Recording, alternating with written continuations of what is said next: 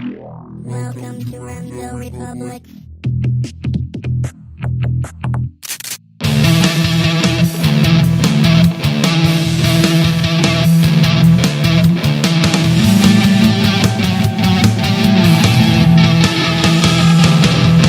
Ladies and gentlemen, welcome back to the one, the only Remso Republic Podcast. I'm your host, as always, Remso W. Martinez. Go ahead and do me a quick favor if you haven't already. Go ahead and follow me on Twitter at Remso101. That's REMSO101. Follow me, I'll follow you back, and we'll go ahead and expand our ever-loving Liberty family. I kind of have to stop saying that because I've got some haters, trying to get me to drink some haterade on there, because they're punks. And if you want to talk to me, that's cool. If you want to send hate at me, I'm going to turn you into a viral meme sensation, and then we'll see who's laughing at that point. But go ahead and do that.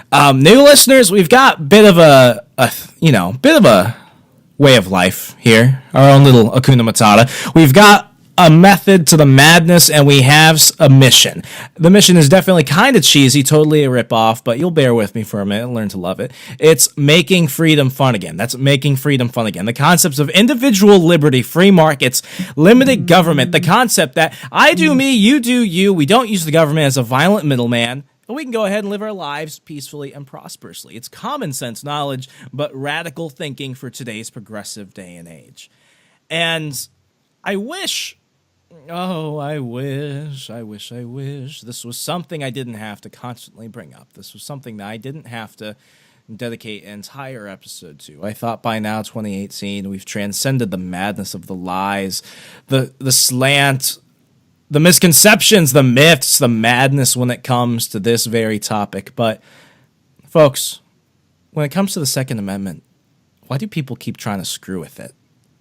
Why is it we still believe the same wrong facts over and over and over, and we act like we're starting the conversation from scratch each and every time there's another disaster, there's another massacre, there's another lunatic, there's another bad guy with a gun? Finally, somebody has condensed it down to a very easy-to-read format, arming you with the knowledge you need to go ahead and fight back. We've done this at GOA. Our friends at the NRA and other organizations have done this.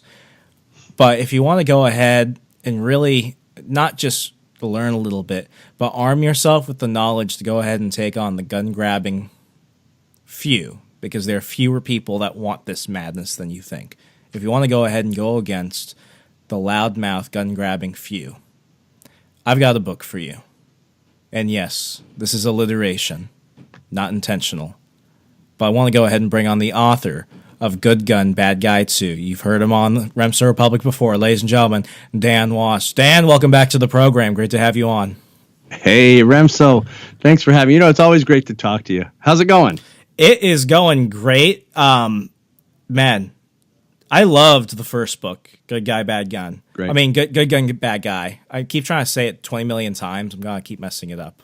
Good guy, bad gun. I mean, good gun, bad guy. Good gun, bad guy. Good gun, Okay, but this new book you've written, I'm already skimming through it. I'm already several chapters in, and I'm looking, a little bit onward because I like to kind of spoil things for myself. And dude, I know why you did this. I'm loving what's in it so far. But for the folks at home, you already covered so much ground with your first book, Good Gun, Bad Guy. What made you want to go ahead and write a second? Well, that's a good question. I really, there was no set intention to write a second one. I thought, after I wrote while I was writing the first one, I said, well, this is it. But you know what happens? I think when you get into a topic like this, it gets so deep and it keeps going because it's so complex. People don't realize it. They just think, well, some people like guns, some people don't. But it's not like that at all, really. It's a very in-depth concept because you have the anti-gunners and you have the pro-gunners. And anyway, I just kind of kept writing. I couldn't really help it, to tell you the truth. I'm always speaking notes into my phone or jotting things down, or when I get ideas, and then I'll go and I'll critically think this stuff through and I'll do my research, and I'll sometimes be able to reveal things that are never really talked about. So Good Gun, Bad Guy 2 just happened. It comes at such a, I'm not going to call this a strange time because, well, I mean, we live in a weird world, but we thought, and the last time we had you on, it was in the aftermath of the Las Vegas shooting. God willing, by the time folks are listening to this, nothing's happened. But this was supposed to be the day and age where we're pushing through some of the most pro-freedom agendas our country has seen since Calvin Coolidge. And when it came to national reciprocity, the Republicans have failed to push that. When it comes to fighting a lot of, state-level anti-gun regulations, the grassroots are doing the jobs that, our so-called allies in Washington aren't. But here's the thing. As Andrew Breitbart once said, politics is downstream of culture. If you don't give people a reason, if you don't motivate them to go to the voting booth, no amount of good policy points matter. And the great thing about your book, Good Gun, Bad Guy 2, is it's different from the first one. Now, the first one told a little bit about your story, how you encounter a situation where you could have potentially been harmed along with your wife, and you had kind of a revelation in that moment. And you go on to, attack a lot of the myths going on. But this new book covers a lot more of it covers a lot more of the specific lies that the first book alluded to but didn't cover specifically. I say the first book is a primer, and this one is more focused on, okay, you're obviously dedicated if you read the first book and you pick this one up. This time, you're not just going to read from somebody that's an expert on this material. Now you're going to become an expert. What was kind of your methodology going into this new one? Well, the first one really started talking about the mindset. You're right. It talked about my story and how I was how I was kind of transformed, if you will. But it also talked about the mindset of the anti-gunner, what they're thinking, how their thought process works. Because don't forget, I was there for a little while in my life. I got caught up in that whole mess too. I was surrounded by anti-gun type people for a long time. But my saving grace was that I was raised with guns. So I shot guns with my dad when I was a kid. We went hunting and stuff. So I had a foundation and understanding, but I got caught up in the propaganda. I got caught up in the influence of the people around me. Now, that being said, Good Gun, Bad Guy 2 kind of opens up the media a little bit, exposes the media and how the media influences people. And, here's the thing, we gun owners kind of think that, we're always fighting for our rights, which we are. But the real victims in this whole anti-gun, movement or whatever you want to call it. It is a movement of sorts. It's a crappy movement. But the anti-gun radicals are really controlling people who don't know any better. So the anti-gunners who are out there, raising their fists in the air for more gun restrictions, they're the ones that are actually being manipulated by the propaganda and the media influence. So what Good Gun 2 does is it really kind of shows you how the media affects people on a mass level and how it influences the thought process of people. Because the thought process of people, when you change someone's thought process, the way they think, they start to take different types of actions. They'll act differently. The things that they do, the choices they make, and the decisions they make are different now that someone has been in there influencing their thought process. And we're talking about all this with respect to guns. So Good Gun 2 really goes into how much influence the media really has over people. And you brought up, the idea of the victims earlier, and I would go as far as to say that this anti-gun, this pro-gun control movement, they themselves are the victims without knowing it. It's like, the chickens tearing down the fences to the hen house, allowing the foxes to come in. And we see this, not just in inner cities, Detroit, Chicago, New York. Those are pretty easy targets for a lot of people. But you just look at the areas that a lot of the recent mass shootings have occurred in. They were not in big cities. They were in Newtown, Connecticut. They were in Aurora, Colorado. And the list sadly goes on. And it can happen anywhere. The criminals are not going to stop where the signs come up. They're not going to stop because there's a law in place. That's why they're criminals. And when it comes to the media, do you think the media is complicit in this because, and this might sound like a loaded question, because they have an agenda? Or do you think they themselves are just being fed the crap by more powerful people? Well, that's a good question. It's hard to determine the difference between an anti-gunner and an anti-Second Amendment radical sometimes. But I do think that the media is mostly, for the most part, complicit, although some of the people who work for the media may be just kind of following along. So, for instance, you'll have a Sandy Hook type of situation. And the first thing that the media does is show you an AR-15 or whatever firearm they want to demonize at the moment. So they'll show you that, and they'll make the connection that this violent act that was caused by a human being was the result of this firearm. So they put the two together in a way that's almost undeniable. I mean, when you're looking at it on TV and you're listening to the words they use, and you fall prey to the manipulation. Now, so to answer your question in short, is the media is complicit most of the time, but the victims, the people who are watching, are typically people who don't know any better. Most of these people have never shot a gun, never owned a gun, never knowingly been in the same room with a gun. They don't have any experience to fall back on, so they naturally will fall toward what is the colorful visual, what is the most influential soundbite, and what makes the most sense to them in the moment, because they don't have the knowledge and they don't do the critical thinking on this topic. So I'm going to sound really unpopular for a moment. What bugs me is when, and I'm not pointing this at anyone specifically, this is just a general accusation. I'll go as far as to say that. The thing that bugs me is we blame the media so much.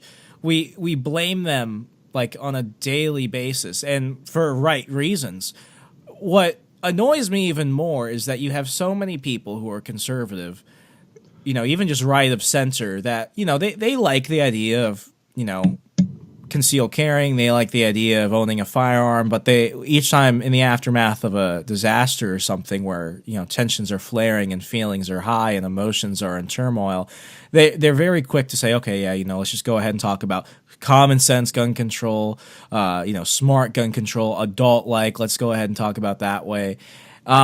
Because, there's this conservative stereotype that, every conservative, every right-winger has a gun. When in fact, I'm living in Northern Virginia, we have a lot of people, but in my neighborhood, that's not the case. And, we have a lot of people here that would call themselves right of censor, but they've never really been around a firearm. Not that they may have needed to, but the thing that's so important about your book is that this is actually going to go ahead and prevent them from ever again being in a situation where they're being pushed in the corner by their gun-grabbing buddies, and they feel, okay, I guess I'm wrong about this. I guess everything I believed in is wrong about this. I guess it's time to go ahead and just concede.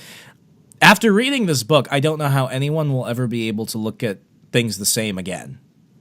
Wow, that's pretty powerful. Thank you. I appreciate that. And I think, in some way, I think you're right, because this is a layer of the conversation that's not ever talked about. We can fight and argue about statistics, and we do all the time. Statistics and gun rights and license, or how many rounds you can have in your magazine, and all this stuff. But we never really talk about the thought process behind it. There's a sort of a psychology going on behind the way people think about guns. That's what we need to be talking about. And, like you used the common sense term. And I love this term because it's so creative on the anti-gunners part. When they use that term common sense, gun control, common sense, whatever, common sense restrictions. The only reason they use that is it's a way of guilting people into going along with them, because who wouldn't want to have common sense, right? It's like saying you promote insanity if you don't go exactly. with common sense. You're irrational. If you don't go along with us, you're totally irrational. So they'll use little tricks like that. And people who aren't thinking about this stuff, people who, like I said, critically thinking, people who aren't paying attention will easily fall right into that camp, because they don't want to be perceived as irrational or crazy or whatever. So yeah, that's just one of the many strategies they use. But and to get back to the whole media thing, maybe we don't blame it all on the media. Maybe it's not some big, huge media conspiracy. However, I do think most of it is. I think they know the truth, and I think they know what they're doing for the most part. But a lot of those people, I believe, and this is just my hypothesis, that the people who actually are reading the scripts on the news really don't have an opinion themselves, and they're probably just as caught up in the rhetoric as the other anti-gunners who are watching the TV. So I don't think everybody on there, I don't think there's a mission where everybody gets together and have meetings in the war room to try to determine what we're going to do today to kill the gun narrative. But I do think that there are people at the top making the decisions that are really kind of constructing the narrative and the landscape.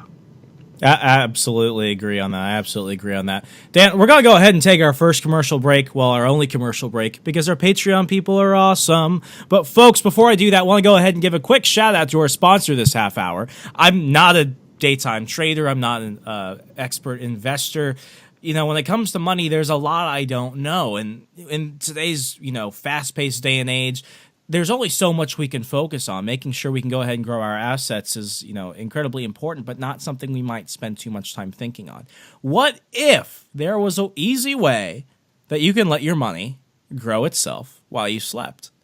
I can go ahead and, tell you so much more about it, but I'm going to go ahead and let the experts do that. Go ahead and check out joinhelium.com. That's JOINHELEUM. Joinhelium.com. I'm Remso Martinez with the Remso Republic. Hang on tight. We'll be right back after this. Join the Remso Republic on Patreon today. Hey, that's pretty good. Take the show on the go by subscribing to the Remso Republic on iTunes, SoundCloud, Stitcher, TuneIn, Google Play, and YouTube. Don't be left out. Lynchburg is a city that embodies the spirit of service Virginia is known for. I'm Albert Billingsley, and I'm running to promote free enterprise, accountability, and trust in the Lynchburg City Council.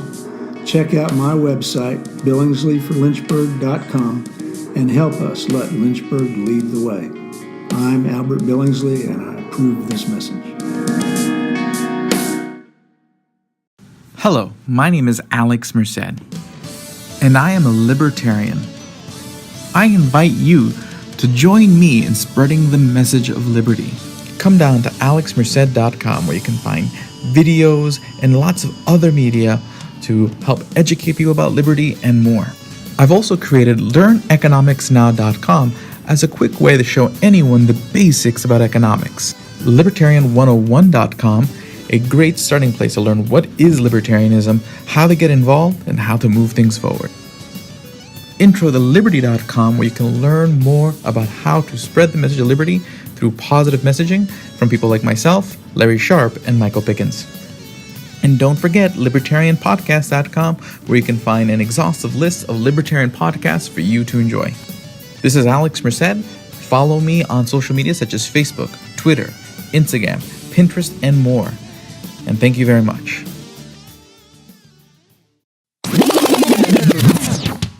Hey guys, Tim Preuss here, and I wanted to take a minute and invite you to stop over to PreussPodcast.com and give our show a listen. We've got in-depth commentary on the issues that matter to you. These hookers, fucking whores, are out there. These hookers, man, I tell you. Yeah, that's like the most contact I've had with the hooker. Them yelling at you. Them yelling at me on Twitter. We break down the most pressing issues of our time. This large lady with like tight clothing on. Not appropriately linked tight clothing either. And we get the most intelligent analysis from friends of ours like Jeffrey Tucker. We pulled over engine trouble, and what happened? What happened? I don't know.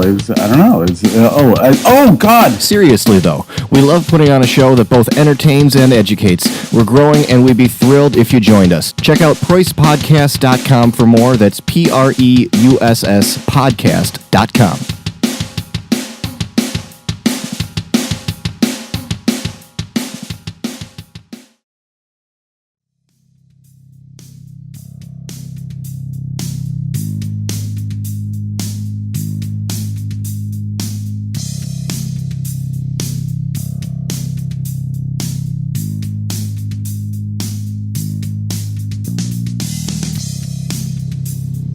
Folks, welcome back. We're going to go ahead and continue our conversation from earlier.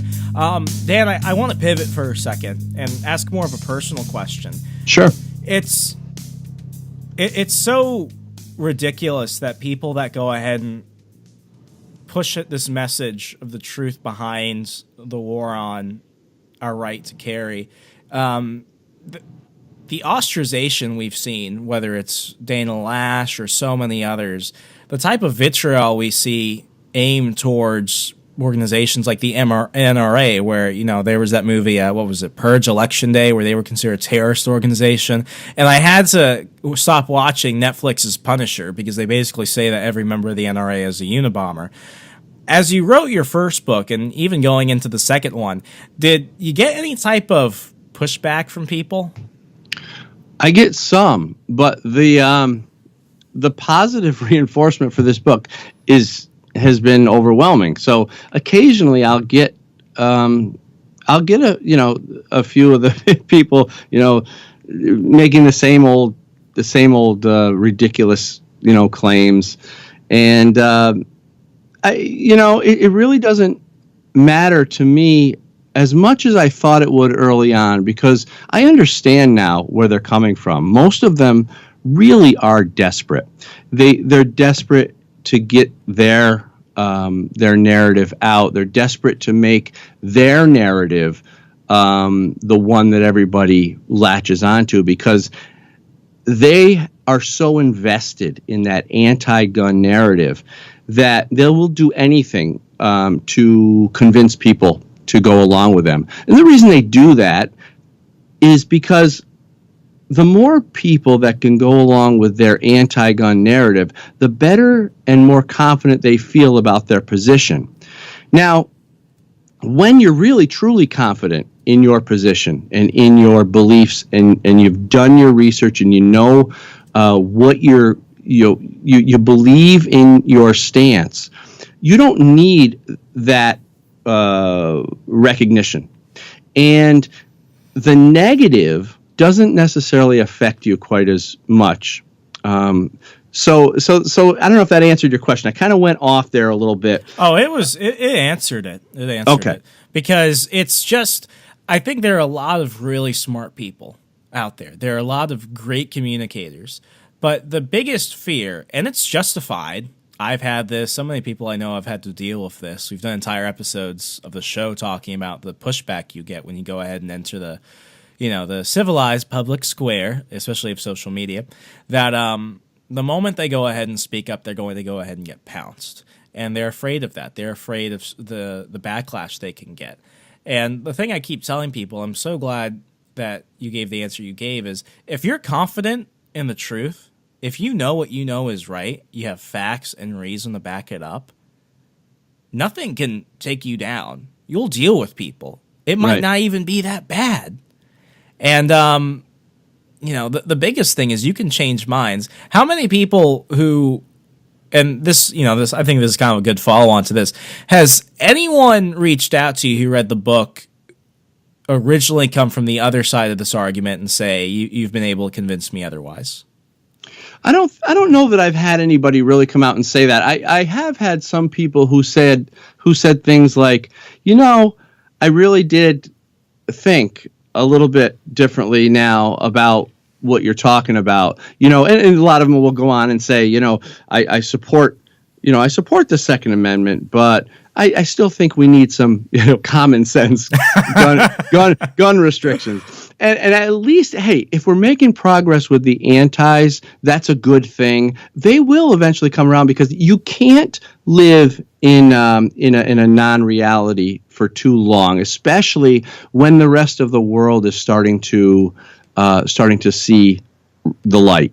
So they'll come. A lot of them will come around. A lot of them are so angry and so defensive of their position and their own personal beliefs that they'll never change. So we understand that, and those people we have to defeat. So we'll defeat them, because gun owners, conservatives, Republicans, traditional Americans, people who believe in traditional American values, are starting to really come together in a way that I've never seen in my life. And I think that we know that there's some people that just need to be defeated in this argument, while others may actually be able to be helped. So compared to your first book, because you were going at Good Gun, Bad Guy 2 with a somewhat different approach, what were some of the challenges that you encountered, whether it was research or, trying to, really make sure that you're packing a punch of this? Well, one thing is that I wanted to make sure the biggest challenge with the second book was I wanted to make sure I didn't repeat stuff too much that I talked about in the first book. But some of it was necessary. I had to review some of the things. Like, I had to talk a little bit about the popular table in the second book, although there was a whole chapter on it in the first book, because I needed people to understand what the popular table was if they didn't read the first book. So the biggest challenge was making sure I didn't double down too much on stuff. I wanted them to be to understand where I'm coming from, but I wanted to take them to a different place. I think I achieved it, but that was the biggest challenge: just being aware and consciously aware of that the entire time. Definitely, because I've doing a show. It's so you get to the point where sometimes as a host, you just get a little bit repetitive. But sure. I feel like, a little bit of repetition, especially when you're dealing with multiple books specifically, it's so good because, the left is so good at this. Even when they're wrong, they double down and constantly repeat the same lies. I had a chick on Twitter literally tweet out to me, she typed out bump stock 30 times in all caps. Over and over and over again. And you know what? She probably didn't even know what a bump stock was before the Texas incident. Exactly. Or the Vegas Vegas yeah. incident. Yeah. Exactly. But they just keep repeating it. And even when you're wrong, I forgot who said it, but you say a lie enough times, it goes ahead and becomes truth. I think with conservatives, the biggest thing is, there's this growing mindset that when it comes to understanding the principles of liberty, the principles of freedom, that we're constantly on the diminishing end of things, when in fact, I think we're the majority in this country. And even though we might know it, it doesn't hurt to constantly remind people of that, especially if it's the truth when they're being force-fed lies through the media so often. Yeah, I agree. I think it's important. You don't want to get, just stupidly repetitive like the left does on things.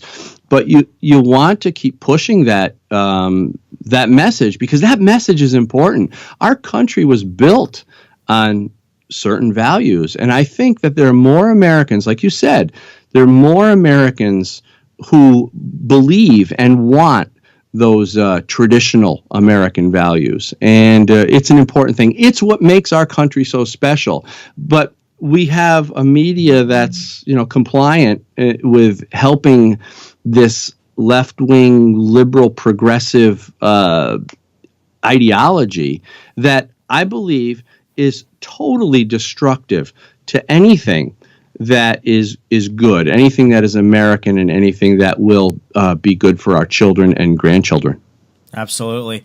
Dan, I bet we could keep talking about this for hours. I always love having you on, but most importantly, I want people to go out and buy your book. I know, folks, you might be a little turned off by that, but seriously, you need to get this book. You need to go ahead and get the first version. The very first Good Gun, Bad Guy, and then you need to go get Good Gun, Bad Guy 2, because and folks, I'm a nerd. I live in the book. when it comes to this, it's been done a lot before, but there's never been a take on it. There's never been a version of it. There's never been a way of speaking the message of truth when it comes to this matter as fresh as what Dan has done. And Dan, I can't speak highly enough of the first book. I can't speak highly enough of the second book. I hope you can go on to maybe get a movie for one of these, or at least write Good Gun, Bad Gun 3. But if people want to go ahead and get a copy today and finally get in on this so they can go ahead and speak our language, so to speak, how could they do so? Oh, well, thanks. Thanks so much. That was very nice of you. I appreciate that. And very well said. They can go to goodgunbadguy.net or goodgunbadguy.com or search Good Gun Bad Guy on Amazon. And you can get paperback, you can get hardcover, you can get it in Kindle, and we're starting to do some audio work for the audio version of both books. Outstanding. Dan, thank you so much for coming on the program. Best of luck in everything you do, and you've always got a spot here on the Remso Republic.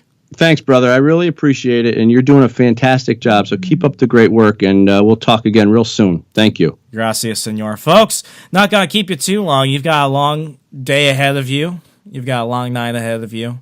The thing is that you can always come back to the show and catch the show notes, go ahead and see everything we've got at remsorepublic.com and keep this message going. Go ahead and please consider, if you can't get enough of the show and you've listened to every episode twice already, believe it or not, I've actually had people do that. It's kind of crazy. I mean, it's funny, but it's like, wow, you actually like it. Go ahead and consider supporting the show for as little as $1 a month on Patreon. You throw that away in pocket change. You get so much extra content. We give out free swag. You get so much more, and it helps producer Ryan and I come back and bring you everything you love. The live streams, the podcasts, the blogs, everything and so much more. If you go ahead and sign up at the $10 level or higher right now, you get a free signed copy of Liberty Force Issue 1. Pretty awesome. At the beginning of every season of the show, we make sure that we send out a season premiere gift to all of our $10 or above pledgers. You go ahead and get a signed book. For season 4, this current season, we gave out signed copies of The Politically Incorrect Guide to American History. For season 5, which comes after this in the summer, we've teamed up with Robin Kerner, the author of If You Could Keep It, How We Lost It, and How to Get It Back. So you'll be getting signed copies of that. And I can tell you, most likely in the near future, you're going to be getting copies of Good Gun, Bad Guy, and so much more. But you can go ahead and learn about that at patreon.com/Remso Republic. As always, be good to your neighbor. Go treat yourself a bit and tune in next week, America. Good night. Stay up to date with the latest news and updates by visiting RemsoRepublic.com. Hey, this is Lloyd Bailey, the Armed Lutheran, host of the Armed Lutheran Radio Podcast, reminding you that the podcast you're listening to is a proud member of the Self-Defense Radio Network. Check out all the great content at selfdefenseradio.net.